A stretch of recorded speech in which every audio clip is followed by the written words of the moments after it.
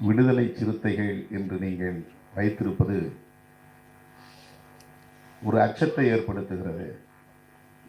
எப்படி உங்கள் பின்னால் மக்கள் திரளுவார்கள்? இது எதிரிகளுக்கு மட்டுமல்ல, உங்களை விரும்பக்கூடியவர்களும் கூட உங்களை நெருங்குவதற்கு இது தடுக்கும். பெயரை மாற்றுங்கள். அப்ப வார்த்தை ஒரு பொது வாழ்க்கையில் பொதுமக்களுக்காக பணியாற்றுகிற போது அந்த இயக்கத்தின் பெயரே மியூசிக்கலா இருக்கணும் அப்படின்னு சொன்னார். மியூசிக்கலா இருக்கணும் அப்படின்னு சொன்னார். அது என்னங்க மியூசிக்கலா இருக்கணும்னா என்ன அர்த்தம்? திராவிட முன்னேற்ற கழகம் சொல்வதற்கு எவ்வளவு அழகாக இருக்கிறது அப்படின்னு சொன்னார். என்று கோவையில் உட்கார்ந்து பேசும்போது அனைத்து இந்திய அண்ணா திராவிட முன்னேற்ற கழகம் எவ்வளவு இசைநயத்தோடு இருக்கிறது இந்த பெயர். விடுதலை சிறுத்தைகள் அப்படின்னு சொன்னா யார் இந்த கட்சி வந்து சேருவாங்க? அப்ப நான் சொன்னேன், நான் தேர்தல் களத்துக்காக இந்த இயக்கத்தை உருவாக்கவில்லை. துணிந்து போராடக்கூடிய இளைஞர்களுக்காக மட்டும்தான் இந்த இயக்கத்தை நான் உருவாக்கியிருக்கிறேன்.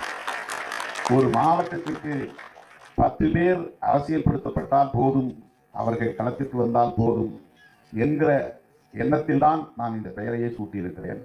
விடுதலை சிறுத்தைகள் இல்லை, இது விடுதலை புலிகள் சொல்ற மாதிரி இருக்கு. அப்படி புரிஞ்சுக்கணுங்கிறது தான் வச்சிருக்கிறேன். அவருக்கு நான் சொன்னது விடுதலை புலிகள்னா ஒரு டெரர் அப்படிங்கிற ஒரு இது இருக்கு. இப்போ விடுதலை சிறுத்தைகள்னா அப்படி தானே ஒப்பிட்டு பார்ப்பாங்க சார். அப்படி பார்க்கணுங்கிறதுக்காக தான் நான் பேரை வச்சிருக்கிறேன். சார் நீங்கள் ஒரு அரசு ஊழியர், அதனால பரவாயில்லை. உங்கள் பேரே திருமாவளவன் தானா, உங்கள் அப்பா வச்ச பேர் தானான்னு கேட்டார். ஏன்னா பொதுவாக அரசு ஊழியர்கள்லாம் புனை பெயர் வச்சுக்கிட்டு மேடை ஏறுவாங்க. கவர்மெண்ட் ரெக்கார்டில் ஒரு பேர் இருக்கும், மேடையில் வேற பேர் இருக்கும். அரசாங்கம் கேட்டாங்கன்னா இல்லைங்க அது வேற ஆள், இது வேற ஆள்னு சொல்லிடுவாங்க. இந்த ரெக்கார்டில் இருக்கிற பேரில் தான் இயங்கக்கூடாது. நான் திருமாவளவன் என்பதுதான் என்னுடைய இயற்பெயர், என் தந்தை இட்ட பெயர். அரசு ஆவணங்களிலும் அந்த பெயர் தான், மேடைகளிலும் இந்த பெயர் தான். சொன்னார், முதல் ஆலோசனை கட்சியின் இயக்கத்தின் பெயரை மாற்றி பொது வாழ்க்கையில் தீவிரமாக ஈடுபட வேண்டும், தேர்தல் அரசியலிலும் ஈடுபட வேண்டும். இது முதல் ஆலோசனை. 2வது ஆலோசனை, நீங்க இந்த மாதிரி மொட்டையா இருக்கக்கூடாதுன்னாரு. என்னங்க மொட்டையா இருக்கிறது? கல்யாணம் பண்ணணும் அப்படின்னாரு.